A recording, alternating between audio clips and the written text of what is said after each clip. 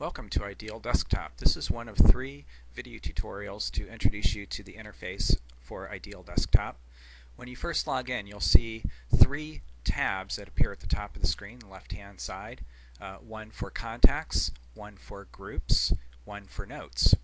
These are the 3 fundamental types of information that you can store in Ideal Desktop, and we'll look into how these are related and how you can draw associations between these different records in future tutorials. For right now, I want you to understand that all of your notes are contained in this Notes category under the Notes tab. All of your groups for grouping records of either contacts or notes are kept under the Groups tab, and Contacts represents your primary area where you're going to keep all of your contact information. If we look down below, we'll see that this is actually a navigation pane, and it's paginated, meaning that in this particular case we have 54 records in this database and 10 records are shown at a time.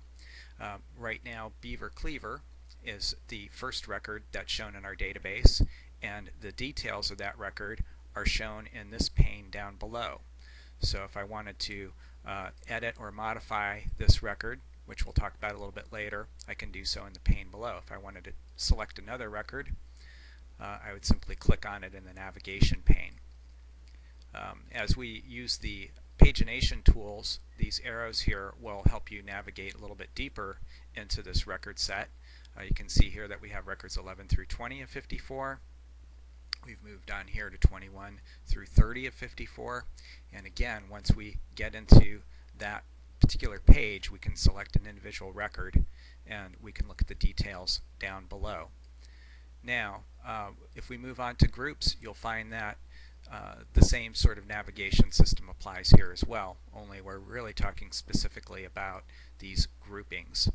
And again, the same thing applies for notes, and we can click through and look at all these different records. In the next video, we'll talk a little bit more about how these notes and groups and contacts are related and how you can modify these records. So join me at the next video. Thank you.